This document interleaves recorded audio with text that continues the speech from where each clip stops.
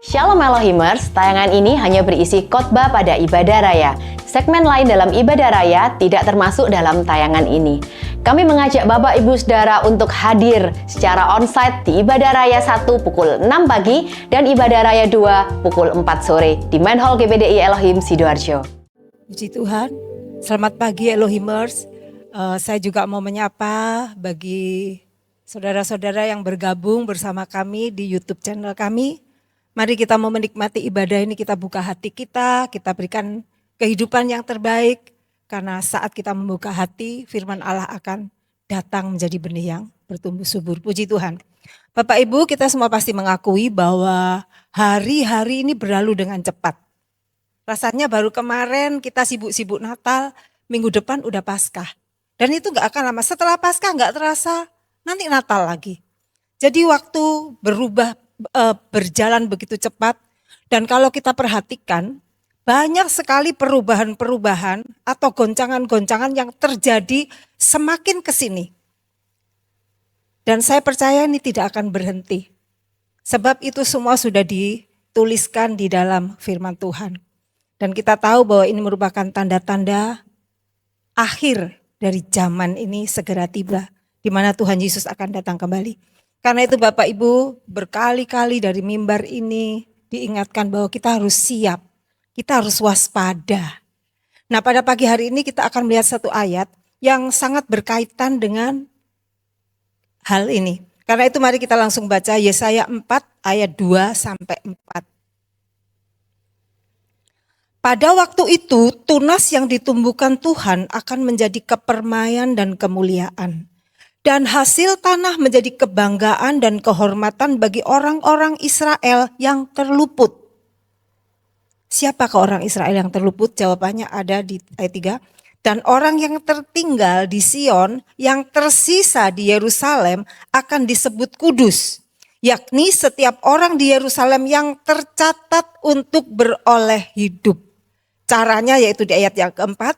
Yaitu apabila Tuhan telah membersihkan kekotoran putri Sion dan menghapuskan segala noda darah Yerusalem dari tengah-tengahnya dengan roh yang mengadili dan yang membakar. Bapak Ibu, saya tertarik dengan kata-kata yang tersisa. Karena itu kata-kata ini menjadi judul khotbah pada pagi hari ini. Yang tersisa.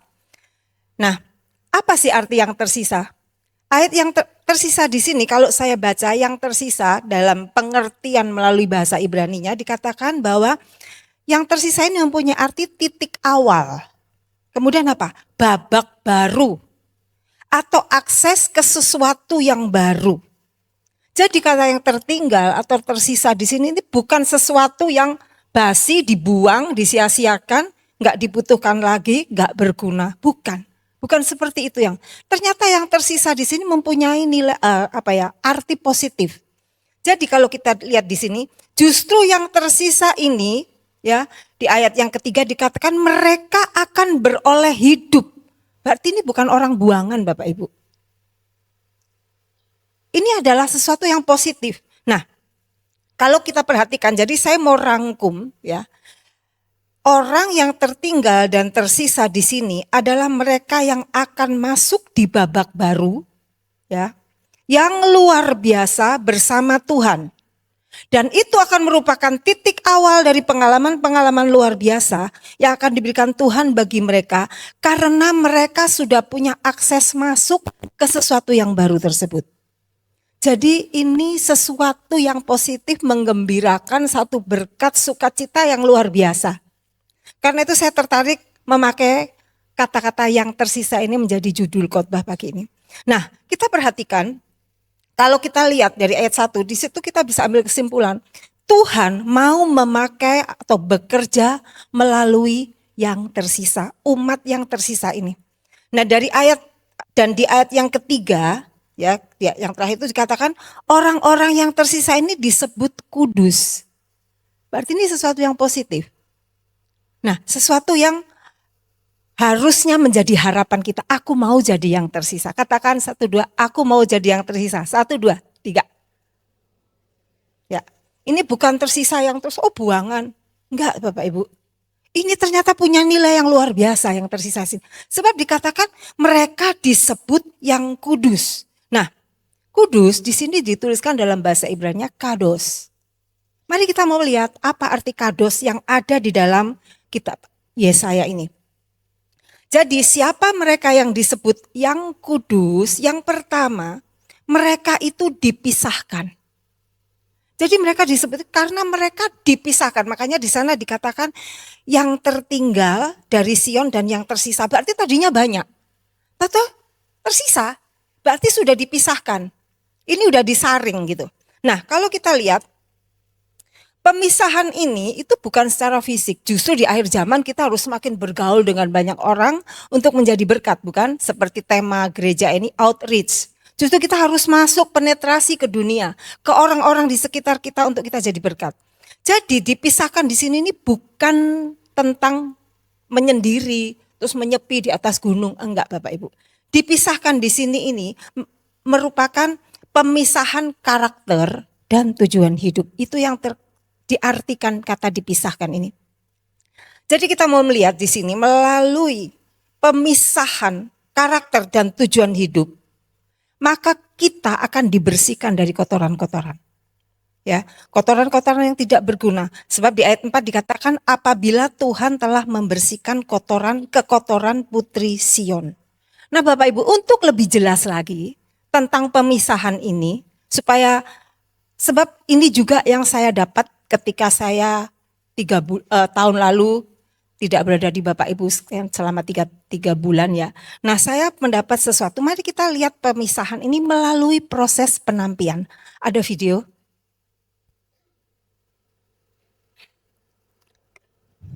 Jadi itu kita lihat orang menampi padi. Ya. Kita tahu ibu-ibu tahu ya menampi padi. Nah, itu.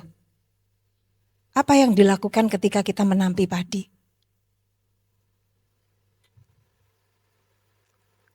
Oke, udah cukup.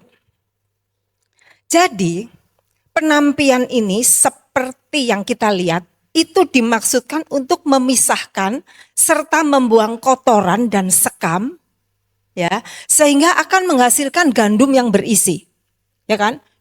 Goncang-goncang terus diangkat-angkat gitu kan? Karena ibu-ibu mungkin ada yang di sini kalau mau masak beras gitu kan sama aja, membuang kotoran atau sekam-sekam.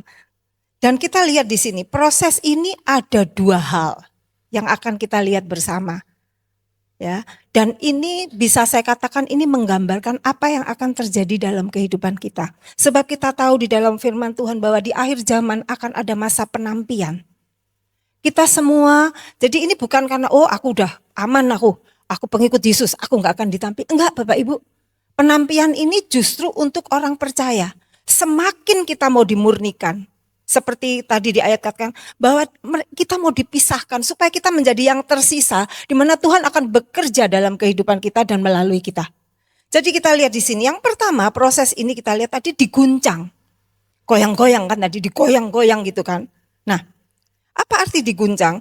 Guncangan ini menyebabkan semua yang selama ini teratur dan tenang-tenang kayaknya nyaman, hidup ini nyaman, gak ada masalah, tiba-tiba berubah secara tiba-tiba. Berapa banyak Bapak Ibu mengalami hal ini? Kita lagi enak, tenang-tenang, ya nggak ada masalah. Tiba-tiba nggak tanpa dipanggil, kita nggak pernah panggil masalah ya. Tiba-tiba datang dengan tiba-tiba dan kadang-kadang bertubi-tubi. Kita lihat tadi, goncangan kok cuma sekali loh. Tapi digoncang terus. Nah, apa yang selama ini kita harapkan, apa yang selama ini menjadi kebergantungan kita tiba-tiba hilang. Bapak Ibu kita tahu bahwa akhir-akhir ini seperti tadi Bapak Tatang juga sebutkan, perekonomian lagi goyang. Berapa banyak perusahaan-perusahaan mulai drop. Buat saya itu sesuatu yang tiba-tiba, goncangan yang tiba-tiba. Datang kepada kita, bukan hanya kita, kepada seluruh dunia, termasuk kepada orang Kristen. Nah, saat itu terjadi Bapak Ibu, saat goncangan itu terjadi, pertanyaannya, apakah kita tetap mempunyai iman dan percaya bahwa Yesus pelihara kita? Apakah kita mulai beralih mencari alternatif yang lain? Jadi kita tahu bahwa goncangan ini bukan untuk tujuan buruk, tapi justru sedang memurnikan kita.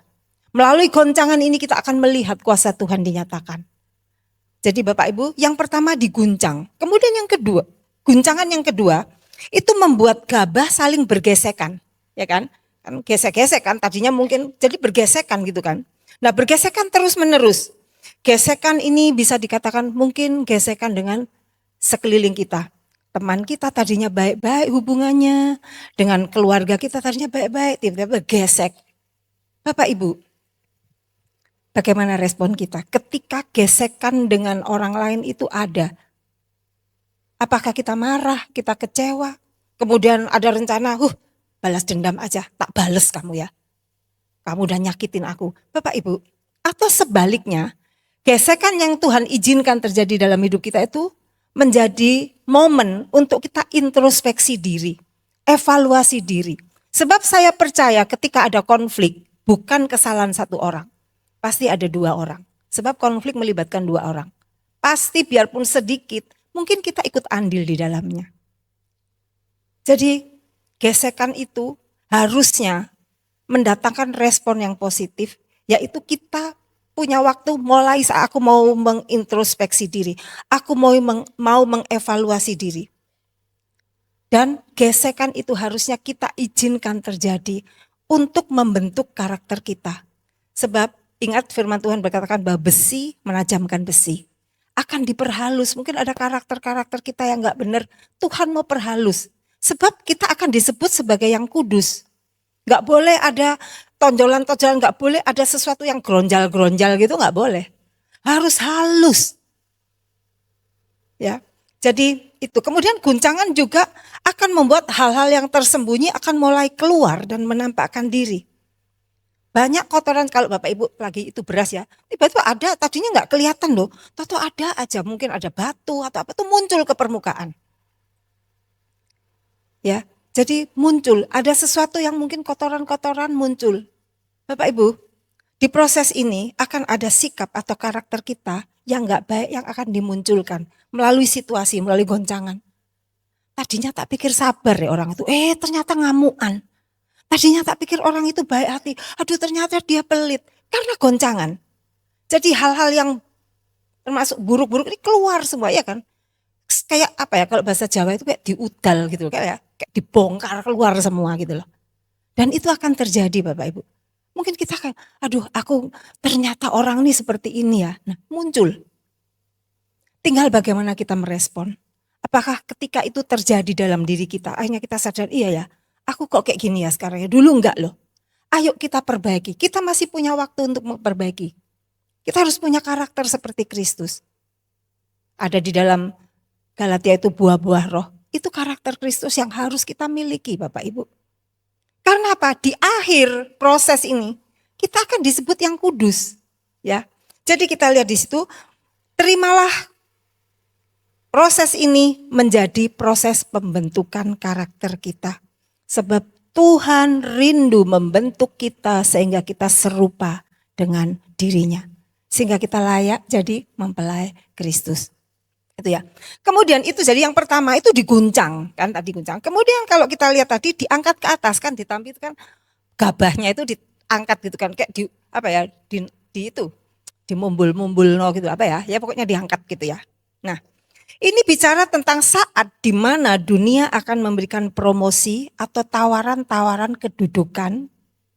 Tapi ini akan membuat kita menjadi sangat sibuk. Sehingga waktu kita bersekutu dengan Tuhan jadi berkurang. Jadi ini termasuk apa ya? Alat untuk menampi kita, memurnikan kita. Ketika ada tawaran di pekerjaan, atau apapun, tawaran apapun, atau mungkin tawaran ayo jalan-jalan, atau apapun, semua tawaran.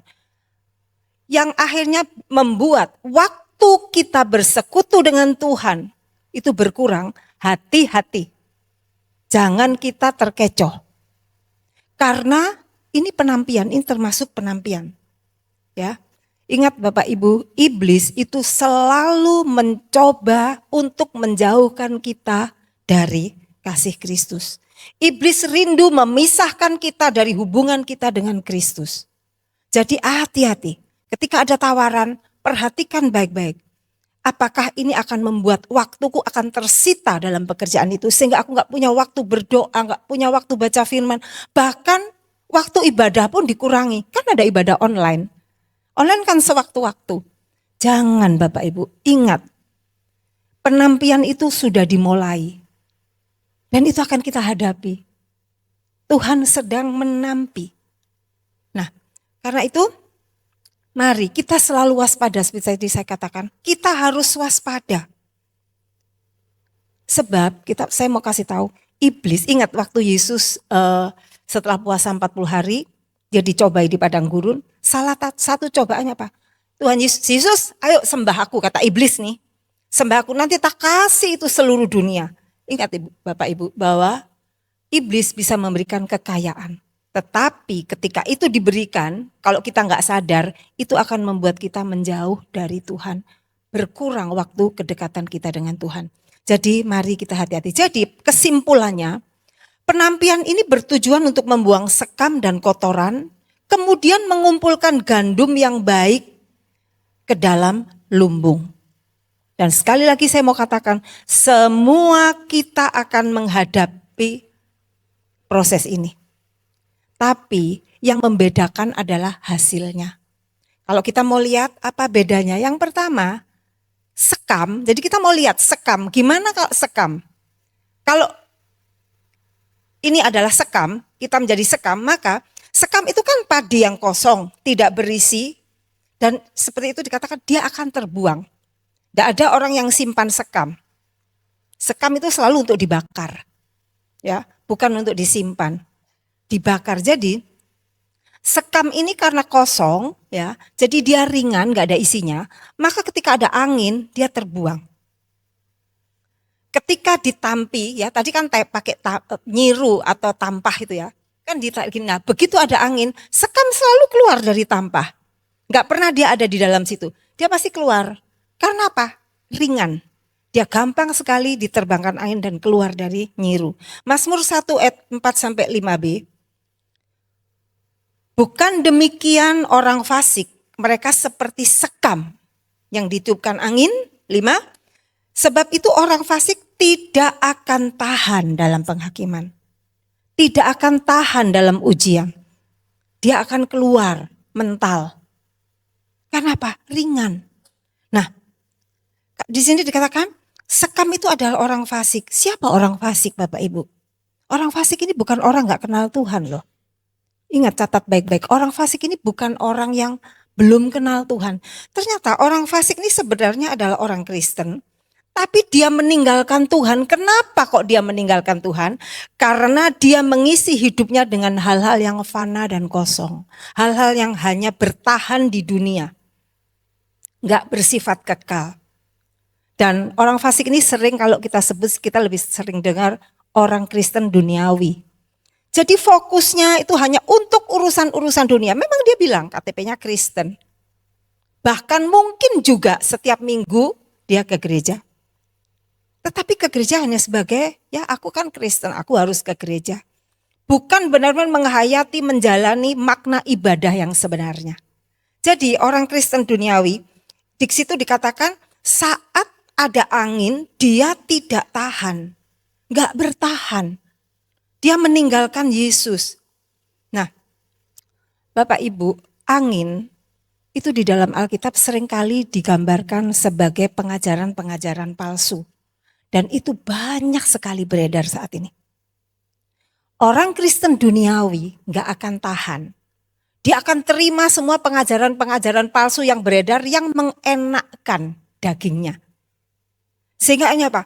Dia gak tahan. Ketika itu, maka satu saat ketika benar-benar masalah datang, dia di sini dikatakan dia nggak tahan, dia akan meninggalkan Tuhan, keluar dari nyiru, karena angin itu menerbangkan dia, ya, dan dia meninggalkan Yesus. Lihat Matius 6 ayat 19-20.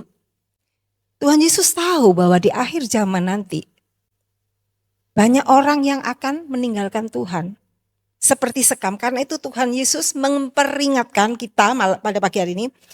Bunyinya janganlah kamu mengumpulkan harta di bumi. Perhatikan.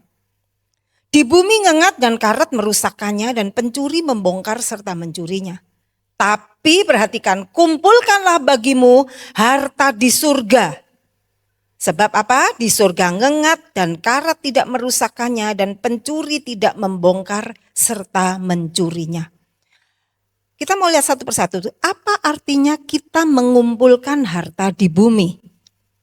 Ya memang sih, setiap orang selama kita hidup di bumi harus kerja. Tidak ada salahnya.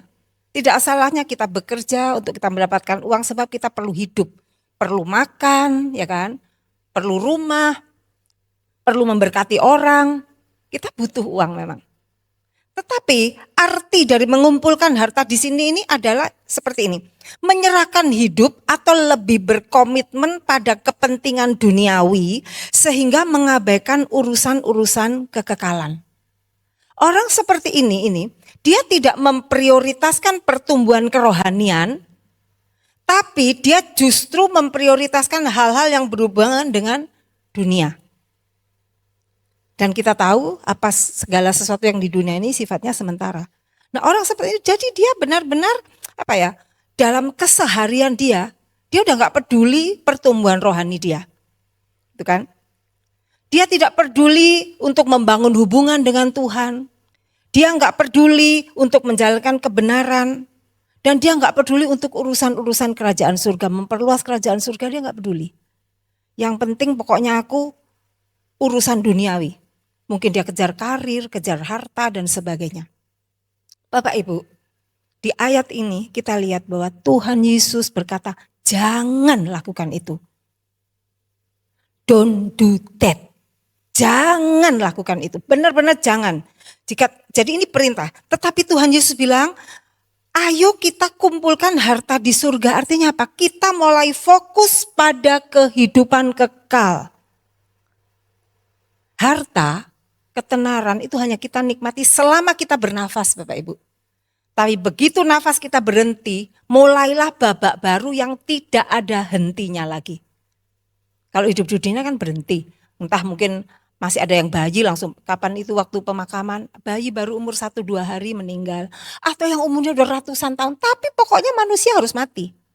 Berhenti, ada time limit.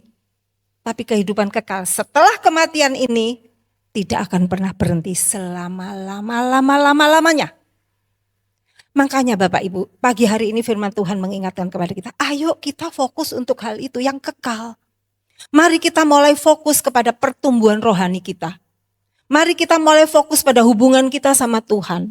Mari kita mulai fokus kepada firman-Nya dan melakukannya. Sehingga di sana dikatakan kita menjadi orang yang tersisa yang disebut kudus dan akan beroleh hidup. Itu ya. Nah, di dalam Mazmur 37 ayat 20 ini lebih menjelaskan lagi. Sesungguhnya orang-orang fasik akan binasa. Nah ini. Musuh Tuhan. Orang fasik itu musuhnya Tuhan. Karena dia meninggalkan Tuhan. Seseorang yang meninggalkan Tuhan dia akan berubah menjadi musuhnya Tuhan.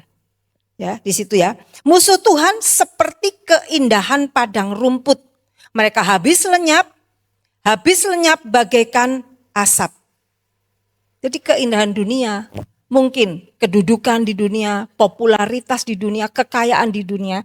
Di sini dikatakan seperti dianggap keindahan, itu seperti padang rumput. Gak lama bunganya. Bunga di padang rumput, bunga-bunga yang liar itu, begitu pagi, kadang pagi mekar, sore udah mati, layu. Jadi tidak kekal, tidak bertahan lama, singkat. Di sini dikatakan keindahannya itu sementara. Ya, jadi kita lihat di sini keindahannya seperti padang rumput, mereka habis lenyap. Jadi Bapak, ketika kita fokus kepada keindahan dunia, menabung kekayaan duniawi, maka kita sedang mengabaikan dan kehilangan yang jauh lebih penting, yaitu kehidupan di dalam kekekalan bersama Tuhan. Jadi Bapak Ibu, kita lihat di sini bahwa ini orang Kristen duniawi atau yang diumpamakan sebagai sekam yang gak tahan kena angin dan dia akan keluar. Kemudian yang kedua, tadi sekam. Kemudian yang kedua itu gandum yang berisi. Bisa kita katakan ini sebagai orang yang saleh. Orang yang taat kepada Tuhan. Orang yang mengasihi Tuhan. Orang yang setia beriman teguh kepada Tuhan. Kenapa dia nggak terbang? Jadi kalau kita lihat gandum begitu ditampi, setinggi apapun kita lempar ke atas, sekeras apapun kita goncang, dia nggak akan pernah keluar dari tampah. Dia akan tetap bertahan di sana. Kenapa? Karena dia mempunyai isi.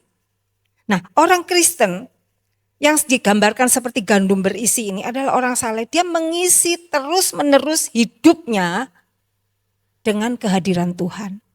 Dia nggak pernah mau lepas dari Tuhan. Jadi dia selalu terhubung dengan Tuhan. Dia rajin berdoa. Dia rajin baca firman. Dan dia baca firman gak asal-asal. Tapi dia renungkan. Dan lebih dari itu dia lakukan firman Tuhan. Dia mengasihi Tuhan dengan segenap hidupnya. Jadi Bapak Ibu, ada dua perbedaan, sekam dan gandum. Saat ini mari kita evaluasi, posisi kita di mana sekarang? Sekam atau gandum? Bapak Ibu, mari kita benar-benar perhatikan firman ini. Karena kami hamba-hamba Tuhan kepengen banget Bapak Ibu bertahan. Tetap bertahan meskipun goncangan datang, meskipun apapun terjadi. Perubahan-perubahan yang ekstrim akan terjadi di sekitar kita. Tapi kami rindu Elohimers bertahan. Kuat. Kenapa? Ada isinya. Selalu mengisi hidupnya terus menerus. Jadi gak cuma sekali, dua kali. Oh kalau lagi sempet. Enggak Bapak Ibu. Tapi ini terus menerus. Mengisi hidupnya dengan kehadiran Tuhan. Melalui doa, baca firman, ibadah. Mari kita mau usahakan jangan ibadahnya jangan bolong-bolong. Kalau enggak kepepet, terpaksa sakit, ayo datang beribadah, rajin beribadah, menyembah Tuhan. Di tempat ini ketika kita tuh jujur, kalau kita tuh nyanyi sendirian di rumah, pasti beda rasanya dengan kalau kita nyanyi bareng-bareng gitu kan. Rasanya atmosfer cepat terangkat. Sebab memang areng itu kalau sendirian, sulit dia mempertahankan baranya.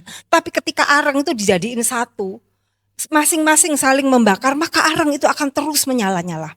Seperti itu, jadi mari jangan tinggalkan ibadah kalau enggak kepepet karena sakit. Jadi itu. Nah, sehingga kalau kita berisi, apapun proses yang terjadi baik diguncang atau diangkat ke atas, kita akan tetap kembali ke tampah, tidak diterbangkan angin. Karena apa? Hidup kita dipenuhi dengan kehadiran Tuhan. Orang Kristen yang saleh ini, orang saleh ini, dia akan sangat mengenal siapa Tuhan. Dia tahu Tuhan yang baik, Tuhan yang setia. Sehingga tawaran apapun ada di dunia yang ditampilkan di depan dia, meskipun tawaran itu begitu menggiurkan, tapi dia tetap percaya bahwa hanya Tuhan yang terbaik, hanya Tuhan yang bisa diandalkan. Jadi itu Bapak Ibu. Jadi kita mau lihat itu tadi, siapa orang kudus? Orang kudus yang pertama adalah orang yang dipisahkan. Nah kemudian yang kedua, siapa orang kudus yang tersisa ini? Yang kedua, dia adalah orang yang sudah dimurnikan.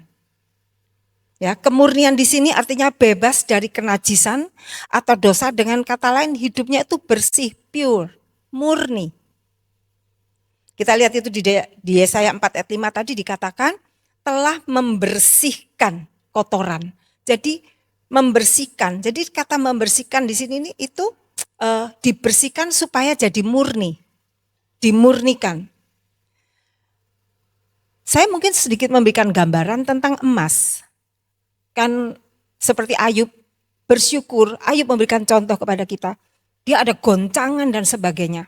Tetapi dia bisa berkata, Tuhan sedang memurnikan aku sehingga aku muncul seperti emas.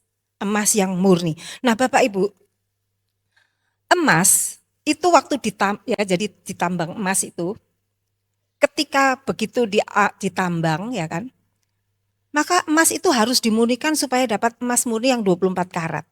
Nah caranya itu dibakar dengan suhu yang sangat tinggi. Saya sampai cari tahu suhu berapa derajat untuk membakar emas supaya kotoran-kotoran yang terkandung di dalam emas itu terpisah sehingga gampang dibuang. Sehingga akhirnya hasilnya adalah emas murni. Ternyata butuh 1100 sampai 1200 derajat Celcius untuk membakar emas.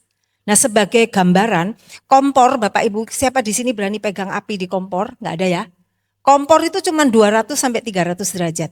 Berarti ini berapa? 4-5 kali lipat lebih, 6 kali lipat mungkin. Sehingga akhirnya apa? Emas itu mulai terpisah dari unsur-unsur lain yang kita sebut sebagai unsur yang tidak diharapkan. Dan dengan terpisahnya itu, maka muncullah emas yang murni. Jadi api, akan ada api yang memurnikan kita. Api bicara apa? Memang api Roh Kudus, tapi api juga berbicara tentang kesulitan-kesulitan yang akan kita hadapi. Pencobaan-pencobaan yang akan kita hadapi. Ujian-ujian yang akan kita hadapi. Aniaya-aniaya yang mungkin akan kita hadapi. Itu akan datang Bapak Ibu. Sebab kita anak Tuhan itu ancaman bagi iblis. Iblis gak suka. Jadi dia akan berusaha menghancurkan kita. Kalau mungkin dengan uang gak bisa, dengan kekayaan gak bisa, dia mulai dengan kesakitan, dengan aniaya, dengan kesulitan-kesulitan. Apakah kita tetap bertahan? Nah, keempat hal ini akan dialami oleh orang Kristen sebab apa? Tujuan dari 4 hal ini seperti api ya adalah untuk memurnikan kita supaya kita menjadi sesuatu yang baru sesuai dengan keinginan Tuhan.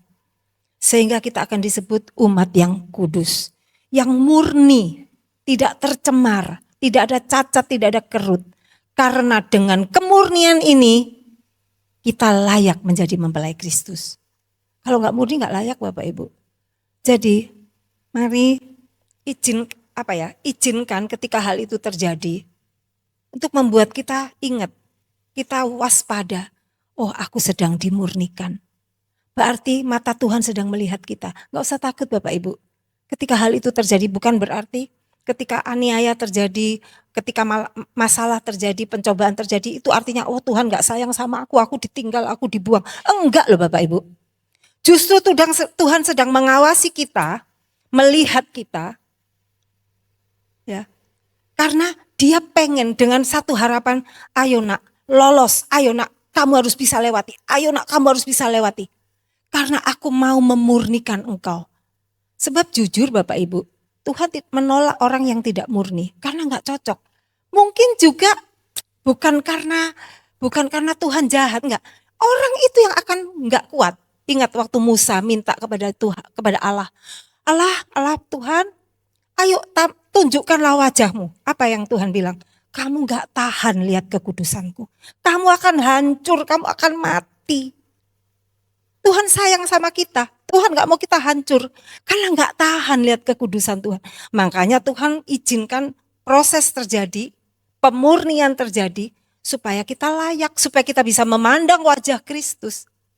Jadi tujuannya baik Bapak Ibu. Jadi mulai sekarang ayo. Mungkin masalah di sekitar kita gak berubah. Tantangan akan justru semakin banyak datang. Belum lagi ini kebijakan Amerika tentang itu ribut banget kan. Kebijakan-kebijakan ekonomi dan sebagainya yang sangat mencekam. Banyak pengusaha-pengusaha mulai bingung, aduh gimana perusahaanku bisa hancur ini. Ketika hal itu terjadi, ingat Bapak Ibu, Tuhan sedang memurnikan kita. Tuhan sedang melihat apakah kita tetap beriman dan percaya bahwa Tuhan pelihara kita.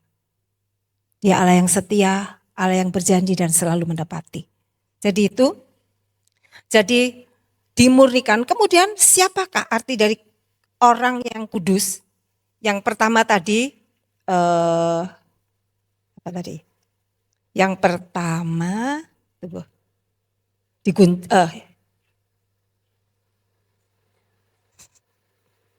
dipisahkan. Yang kedua, dimurnikan.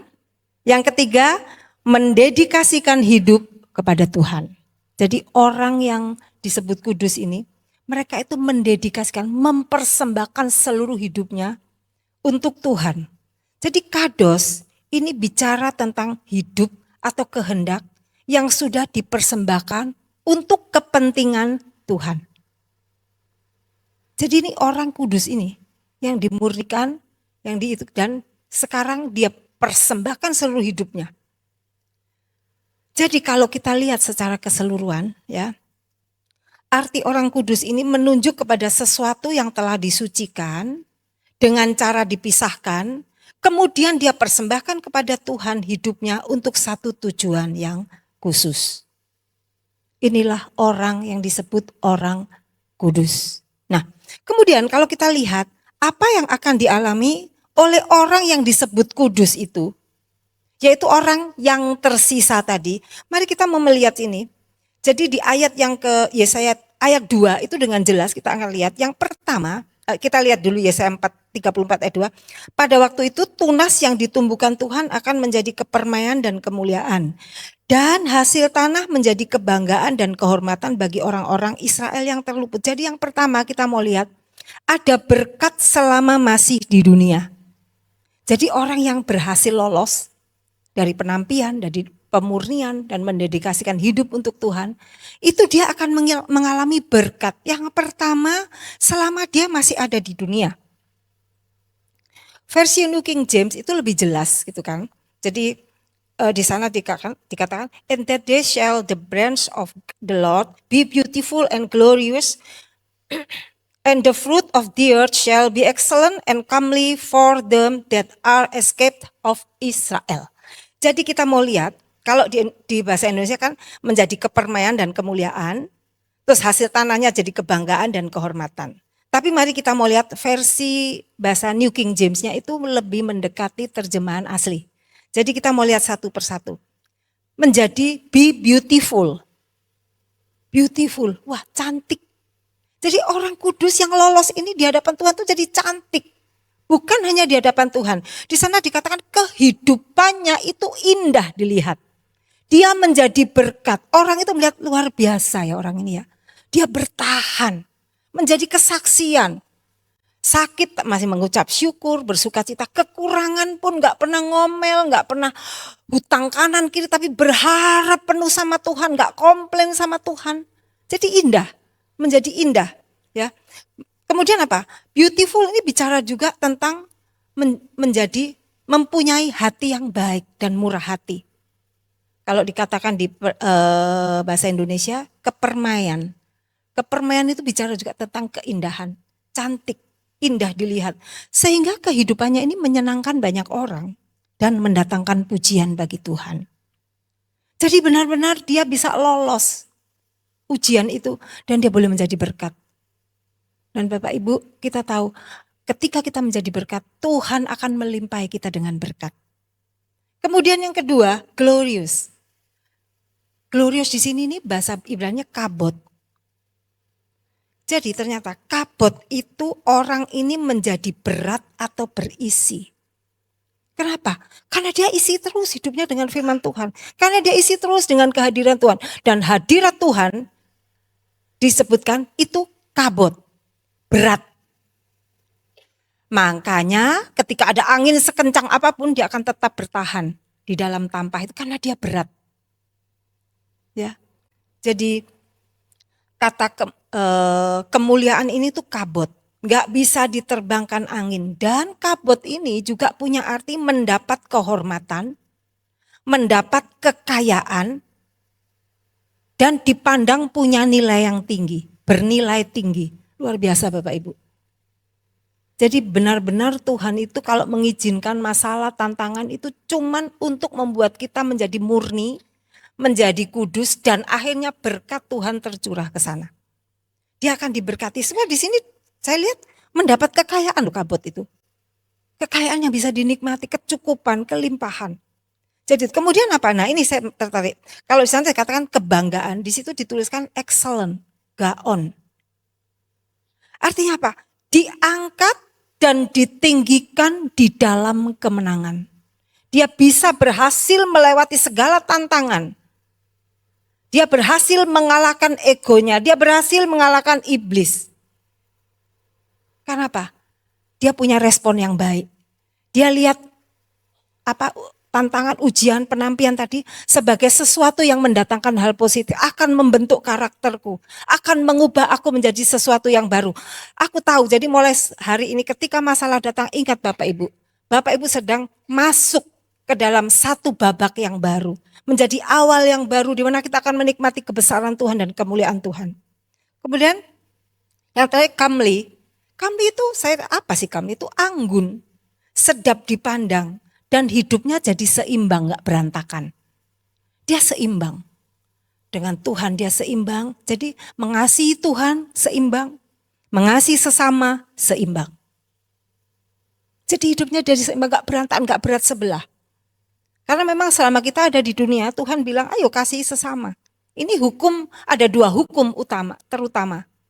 Dan dua-duanya punya nilai yang sama. Jadi gak cuma mengasihi Tuhan terus gak mengasihi sesama, itu bukan, itu salah. Orang yang ngomong mengasihi Tuhan harus mengasihi sesama. Memperhatikan sekeliling. Ingat Bapak Ibu, tahun ini outreach. Outreach ini bicara kita mulai mengasihi sesama. Memperhatikan kebutuhan mereka. Bukan hanya kebutuhan jasmani, tapi lebih kebutuhan rohani. Karena itu bersifat kekal. Jadi mulai sekarang, mari kita mulai belajar untuk bersikap positif terhadap setiap ujian, tantangan yang datang dalam hidup kita. Sebab Tuhan mau menjadikan kita satu ciptaan baru yang luar biasa. Yang akan Tuhan pakai untuk mempermuliakan Tuhan, untuk memperluas kerajaan surga. Itu ya. Jadi akhirnya orang yang tersisa ini, itu akan menjadi kesaksian dan berkat bagi dunia sehingga nama Tuhan dipermuliakan. Itu berkat yang pertama selama di dunia. Kemudian yang kedua, berkat di dalam kekekalan.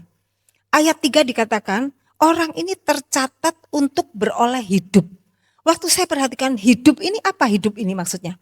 Eternal life, jadi kehidupan kekal. Saya gak perlu bahas ya kehidupan kekal, kita semua tahu. Jadi di samping kehidupan di dunia, berkat dan sebagainya, dia juga menerima yang, dan ini yang utama, kehidupan kekal. Jadi umat yang tersisa ini akan menjadi kepermaian dan kemuliaan bagi Tuhan. Hidupnya mendatangkan kemuliaan dan pujian bagi Tuhan. Kemudian yang kedua, dia menerima kehidupan kekal.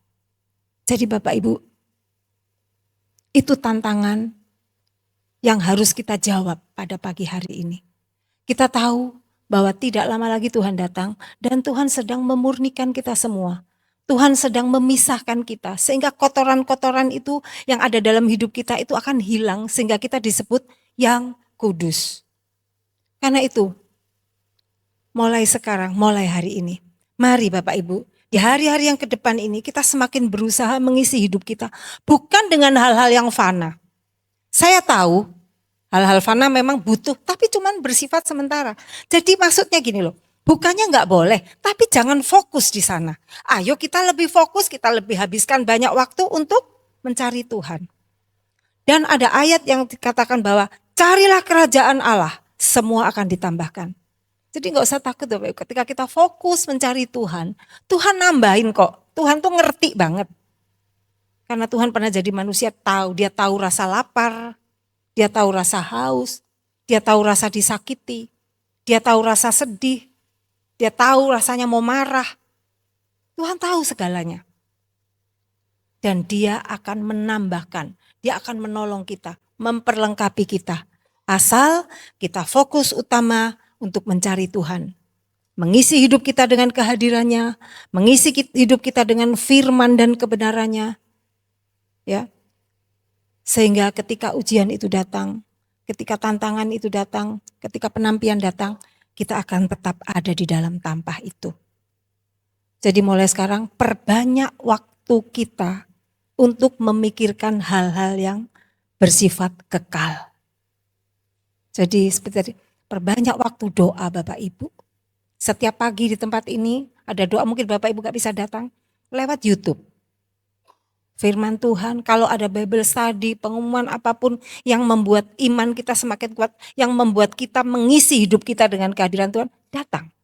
Ada doa Kamis, ada puasa yang dicanangkan, ayo ikut. Sebab kita harus fokus di situ, karena itu sifatnya kekal. Jadi mari Bapak Ibu, saya gak panjangkan firman Tuhan. Saya rindu seluruh Elohimers menjadi umat Tuhan yang berisi. Sehingga pada saat masalah atau goncangan datang, pada saat penampian datang, kita tetap ada di dalam Tuhan. Puji Tuhan, saya undang saudara bangkit berdiri.